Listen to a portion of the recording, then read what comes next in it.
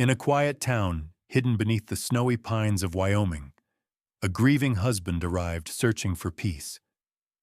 But what he found waiting in that forgotten cabin would change his life forever. A loyal German shepherd who refused to let him give up, a community that believed in second chances, and a woman whose life hung in the balance, reminding him of a love he thought he lost forever.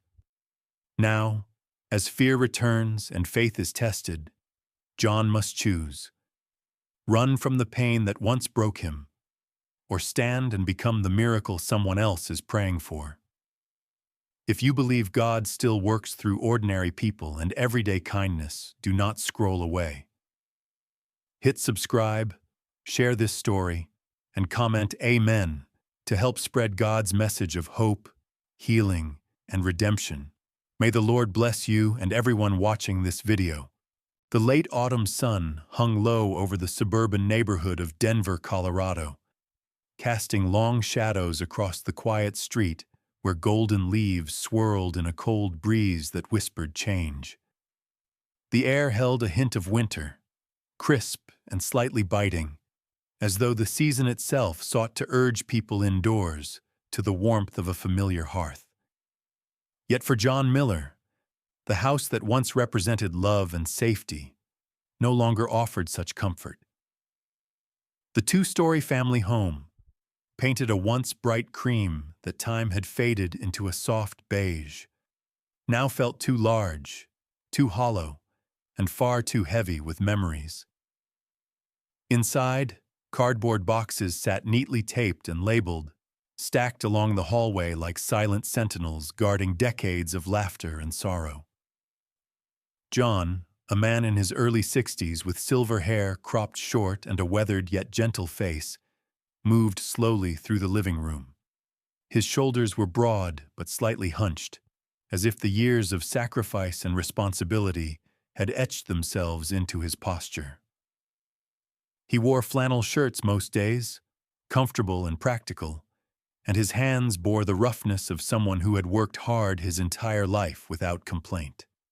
His deep-set blue eyes, once bright with youthful ambition, now carried a soft melancholy, though they still flickered with a quiet resilience. Near his feet padded Max, a 5-year-old German shepherd with a strong, athletic frame and a thick coat of tan and black fur. Max's ears were always alert, and his dark, intelligent eyes watched every move John made, as if sensing that something significant was happening. The dog had been a gift from John's youngest son after John's wife passed away from cancer 3 years earlier, a loyal companion who had filled the painful silence of the house with his steady presence. Max pressed his nose gently against John's leg, offering comfort in the only way a faithful dog can. John paused to rest his hand on Max's strong neck, fingers absently stroking the fur as he looked around the space that had held his family together for so long. There had once been 4 voices echoing inside these walls: his wife's warm laughter, his daughter's excited storytelling after school, his son's distant guitar playing drifting down the hallway. The family photos hanging above the fireplace captured those moments, but they also reminded him that the chapters of parenthood were complete. His children were grown now. They had their own homes, their own careers, their own lives to build. He had raised them to be independent, and he was proud of the adults they had become. But pride did not erase loneliness. Today, his son, Michael Miller, a tall and strong young man in his late 20s with short brown hair and a polite but straightforward demeanor, stood near the front door with car keys in hand. Michael worked as a firefighter, courageous and calm under pressure, shaped by witnessing his mother's battle with illness. He learned early that life could be unpredictable, which made him both protective and impatient at times. Beside him stood his older sister, Emily Miller, a woman in her early 30s with long, dark hair tied neatly in a ponytail. She was a school counselor, empathetic and attentive, traits nurtured by the pain of losing her mother at a pivotal moment in life. Emily was always the one who checked in, who brought groceries when John forgot to shop, who sat with him quietly on holidays where his wife's absence was a ghost neither spoke of. The siblings exchanged a glance, both knowing this farewell was not easy for their father, even though he insisted he was ready. "Dad, you can still change your mind," Emily said softly, her voice tinged with concern. "You can live with me for a while, or maybe close to us. You do not have to go so far." John smiled faintly, the corners of his mouth lifting with a tenderness that spoke louder than words. "Sweetheart, you and your brother have your own journeys to live. I'm not leaving because I'm lost. I'm leaving because I finally know where I want to go." Michael stepped forward and clapped a strong hand on his father's shoulder. "If you ever need anything, just call. Seriously, anything." John nodded, feeling the emotion tighten his chest. Max sat obediently beside him, tail sweeping the floor, recognizing the weight in the room. "You two have given me more reasons to be proud than I could ever count," John said, his voice steady despite the sadness lingering beneath. "Your mom would be proud too." The mention of her made all three of them fall silent for a moment. Her framed portrait rested carefully in a box on the kitchen counter, ready to accompany John on the road. She had been the light of this home. Sarah Miller, a petite woman with dark curly hair and a smile that could soften even the hardest days. Cancer had stolen her swiftly, leaving behind an ache that never quite healed, only learned to coexist quietly. When the final hugs were shared and the goodbyes spoken, Emily and Michael drove away, waving as the car disappeared down the road. The house, now emptied of voices and warmth, seemed to exhale one last time. John took a deep breath, closed the front door behind him, and locked it. He had already signed the papers to sell the property. His life here was complete. With Max trotting faithfully by his side, John walked to his pickup truck loaded with boxes, tools, and simple essentials. This would be the beginning of a new chapter, a life he had once dreamed of before responsibilities reshaped his path. A life where mornings were his own, where he could find purpose beyond survival. As he settled into the driver's seat, Max hopping up beside him, John looked one last time at the home that had sheltered so many years of joy and hardship. He whispered a quiet promise to his wife's memory. "It is time for us to chase the dream we never could." The engine rumbled to life, and as the truck rolled forward, the street behind them slowly disappeared from the rearview mirror. Ahead lay unknown roads, vast landscapes, and a future not yet written. John felt a spark of anticipation flicker inside him, small but real, warmed by Max's presence and the freedom calling his name. The journey to reclaim the life he once imagined had finally begun. The highway stretched endlessly ahead as John guided his pickup truck toward Wyoming. The landscape shifted gradually from busy suburbs to wide open plains, where rolling fields met a sky so large, it made him feel small in the best possible way. Max sat upright in the passenger seat, ears perked as if he too sensed the beginning of a fresh horizon. The crisp air grew colder as they climbed in elevation, and the scent of pine drifted through the open window like a quiet welcome. After several hours of driving, John entered a modest yet picturesque town named Pine Ridge, nestled at the base of evergreen mountains.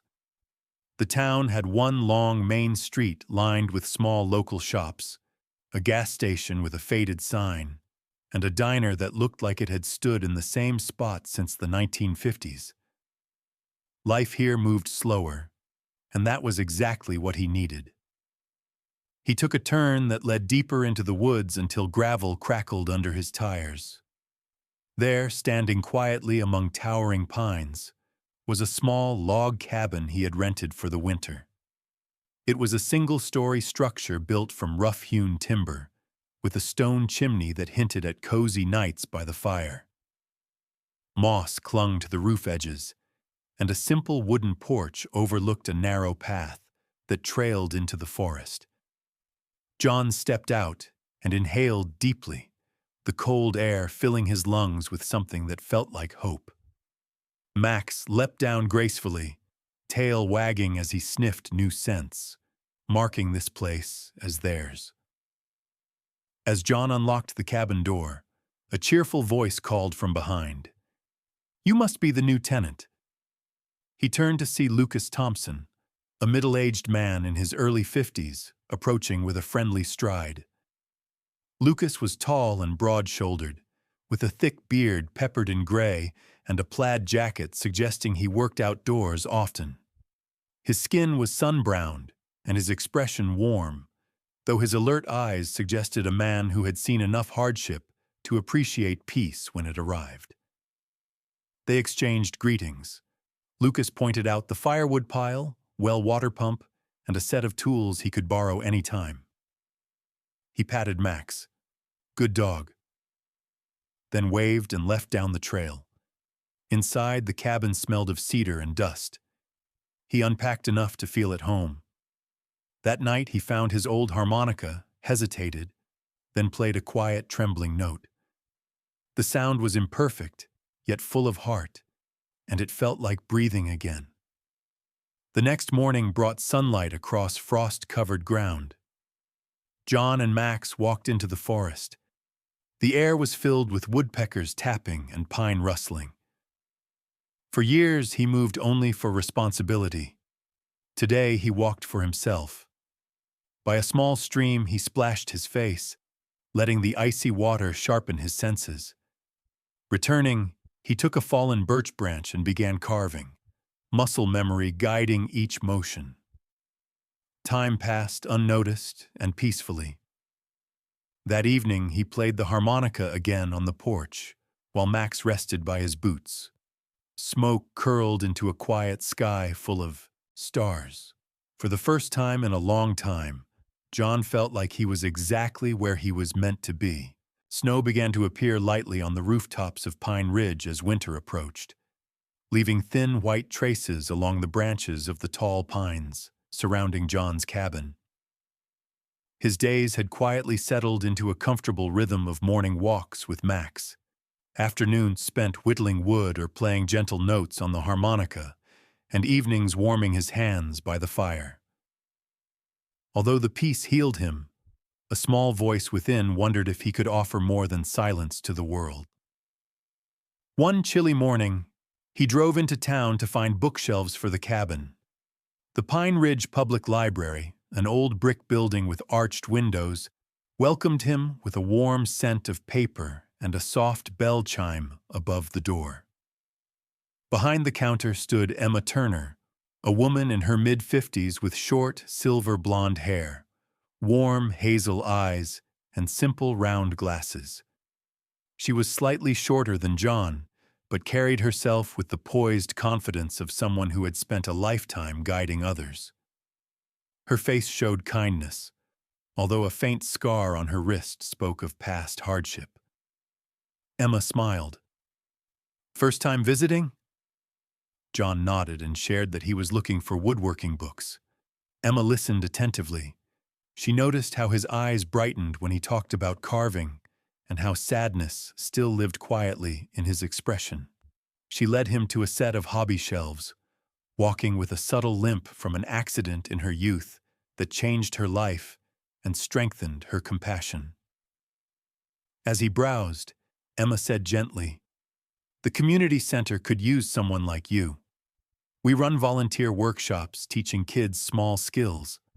Many struggle at home. They need guidance." John felt doubt flicker. Would kids want to learn from an old man like me? Her warm laugh softened his worry. Experience is a gift. You know things they would never learn otherwise." Her words touched him deeply. He remembered being a quiet boy, saved from loneliness by a patient neighbor who taught him to carve woodbirds. Maybe he could be that someone now.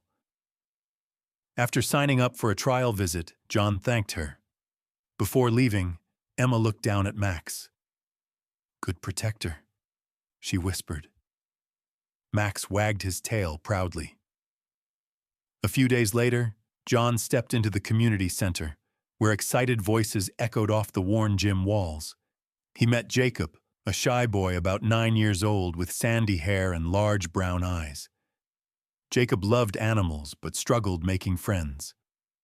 John showed him how to safely use a small carving knife on soft pine, guiding his hands gently. Others joined, curiosity replacing hesitation. Soon laughter filled the room. John felt a forgotten warmth return to his chest. He was useful again. Meanwhile, during an outdoor break, Max noticed a child wandering near the edge of the woods, tears streaming down his face. The boy, Tommy, small and freckle-faced, had accidentally gotten separated from his group. Max trotted over, nudging him back toward the center until a teacher spotted them. The town quickly learned of Max's loyalty. The children adored him, calling him their silent hero. As the session ended, Jacob hugged the small wooden bird he had carved with John. "Will you come back next week?" the boy asked, hope bright in his eyes. John smiled, a real unburdened smile. "Count on it." Driving home with Max leaning against his shoulder, John felt a renewed sense of purpose. He was no longer living only for himself. This peaceful town, these children, this loyal dog. They were slowly stitching his heart back together. Winter tightened its grip on Pine Ridge, turning the roads slick with ice and blanketing rooftops beneath a cold, white hush. John continued volunteering weekly, his lessons drawing more children eager to learn. There was laughter again in the community center, and John often caught himself smiling without effort. Emma frequently stood by the doorway during those sessions, hands tucked into the pockets of her knitted cardigan, watching proudly as the children flourished under John's guidance. She offered helpful suggestions and always encouraged him whenever uncertainty crept into his mind. One late afternoon, after class had ended and the children hurried home wrapped in colorful scarves, John noticed Emma lingering with a distant look in her eyes. Her complexion appeared pale beneath the warm lights, and her breathing seemed subtly strained. Concern flashed across his face, though he remained polite in tone. "Are you feeling all right?" Emma brushed the question away with a soft smile. "Just tired. Long day is all." She thanked him for his help and stepped outside. The next morning, the town awoke to troubling news. Max tugged at the leash eagerly as they walked into town for supplies. Yet John sensed tension when passing neighbors. Near the library, he saw Lucas Thompson speaking urgently with a woman wrapped in a red winter coat. Her name was Helen Brooks, a local resident in her 40s with curly brown hair and expressive eyebrows that often telegraphed exactly what she felt. She was known for kindness and an instinct to look after others, characteristics strengthened years earlier after she lost her younger brother in a hiking accident, an event that made her protective of the community. Helen recognized John and hurried over. "Emma collapsed this morning while opening the library," she explained quickly, worry tightening her tone. "They took her to Dr. Reeves." A chill harsher than the wind struck through John. Without hesitation, he rushed to the Pine Ridge Clinic with Max close behind. Inside, the walls were painted a faded teal, and the waiting area smelled faintly of antiseptic.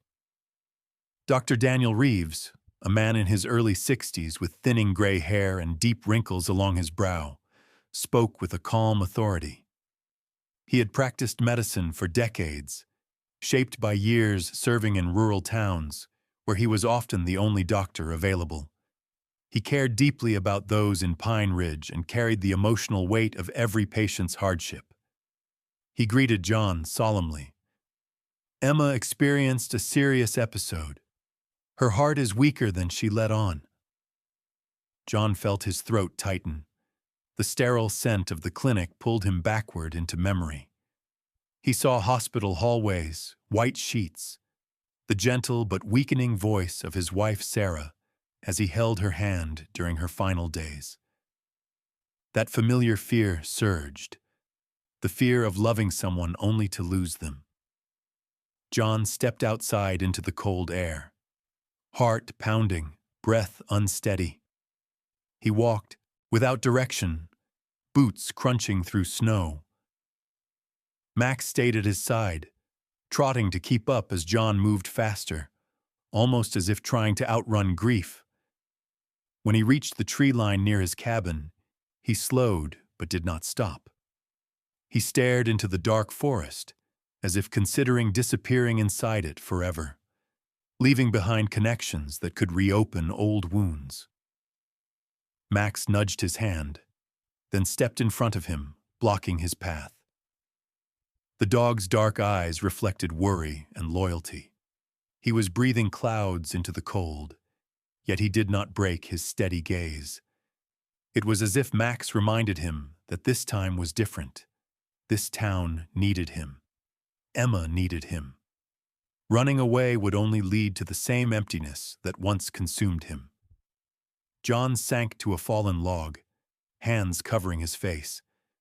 Max rested his head on John's knee, warm and grounding. After a long silence, John whispered, "I cannot go through another loss." Max nudged again, more insistently. His gentle companionship spoke louder than words. That night, John could not sleep. The cabin felt too quiet, and each creak from the wind outside reminded him of uncertainty. He lit a fire and stared into the glowing embers. He knew he had a choice: leave before it hurt too much, or stay and fight for the life he was slowly rebuilding. Morning arrived muted beneath heavy clouds. John returned to town, Max at his heel. He stopped outside the clinic window just long enough to gather courage. Inside, Emma lay resting, connected to monitors. She looked smaller somehow. Her spirit briefly weighed down, yet the gentle strength in her expression remained. John spoke quietly to Dr. Reeves. "What can I do?" The doctor smiled with appreciation. "Be here. Support helps more than medicine sometimes." So John stayed. He read to her from her favorite books, brought warm tea prepared by Helen, and ensured Max lay close enough that she could reach down to stroke his fur when she woke. The community rallied too, bringing flowers, cards written by grateful children, and homemade meals. Pine Ridge did not let anyone face hardship alone. As the day faded, Emma stirred awake and found John sitting patiently beside her. Her voice was a whisper. "You did not run." He took her hand gently. "No. I think I finally learned that staying is how healing begins." The weight inside him eased just enough for warmth to return to his chest. This town, these people, their kindness. His place was here. The days that followed brought steadier breaths and warmer color back into Emma's cheeks. Snow still drifted gently outside Pine Ridge Clinic. Yet inside, hope had begun to thaw the cold that fear once cast. John kept his silent promise by visiting daily. He sat beside Emma, reading stories or simply keeping her company, while Max lay curled protectively near her bed, his ears always alert for any sign of distress. On the afternoon, she was scheduled to be released. The town seemed to move with quiet anticipation.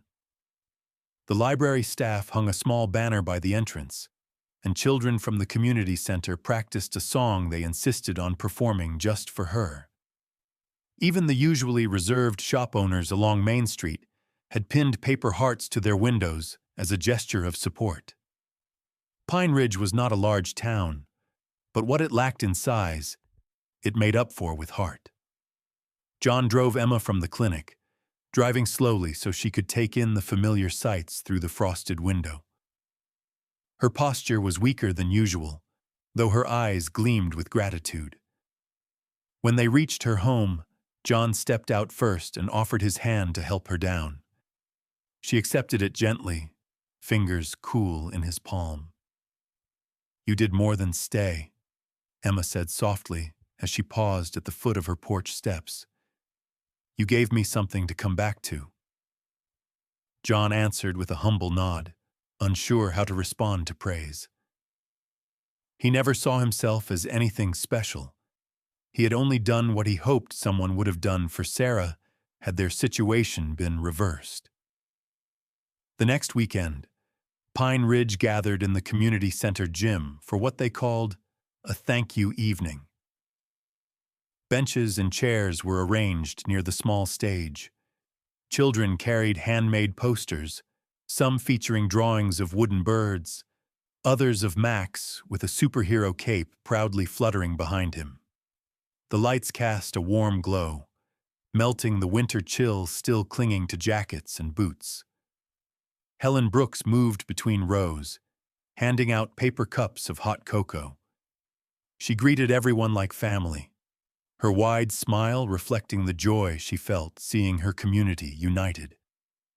Lucas Thompson adjusted sound equipment, his thick fingers surprisingly delicate with cables and switches. Snowflakes dotted his beard where they had not yet melted. Dr. Reeves stood near the front, arms crossed in calm satisfaction, wearing a brown knit sweater that softened his usually stern appearance. He approached John briefly. "Not everyone chooses to build new roots at our age," he remarked thoughtfully. "But those who do often create the strongest ones." John glanced at Max, whose tail swept the floor with contentment, and felt a quiet pride swell inside him. The children were the first on stage.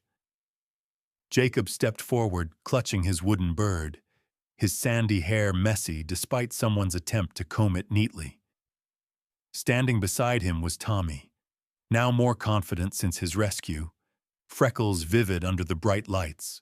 Jacob cleared his throat. "Thank you, Mr. Miller, for teaching us and for helping us believe we can do things too." He held up his wooden bird like a trophy.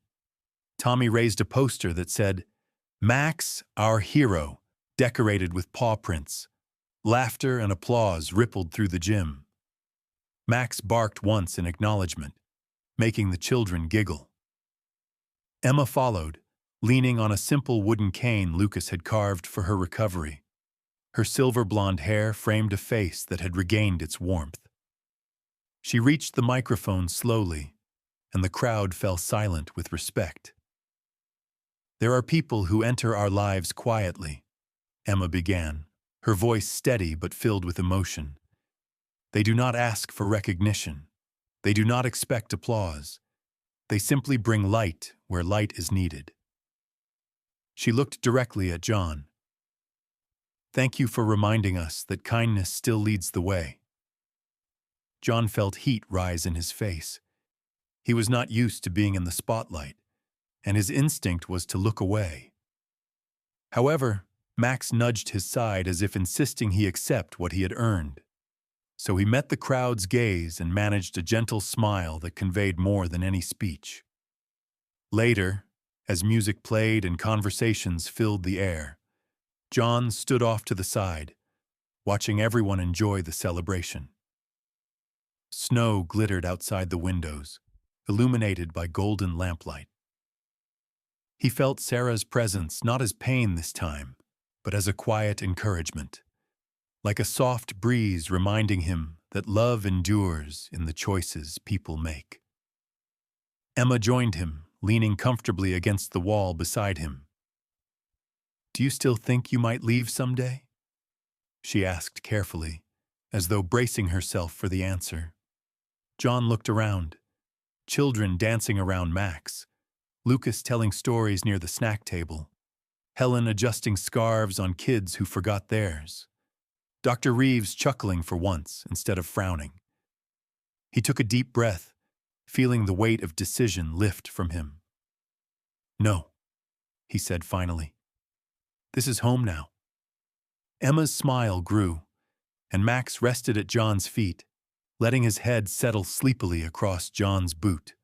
For the first time in many years, John was not searching for something missing. He had found it. Sometimes, miracles do not arrive with lightning or grand signs from the heavens. Often, they come quietly, through people who choose kindness over fear, love over loneliness, and compassion over walking away. John did not set out to be a hero. He only chose to stay, to help, and to give. Yet through his small acts of love, God restored his purpose, his joy, and his home. Max's loyalty, Emma's courage, and the community's kindness remind us that God works through everyday moments. When we open our hearts to others, we become part of His miracle. If you are watching this today, remember that you are not alone. Wherever life has taken you, God still has a plan filled with hope and new beginnings. If you believe love and faith can change a life, please share this story, comment Amen, and subscribe to our channel so we can continue spreading messages of God's grace. May the Lord bless every viewer who is watching this right now. May He bring peace to your home, healing to your heart, and strength to your journey. God is always near. Miracles happen when we choose to love. Amen.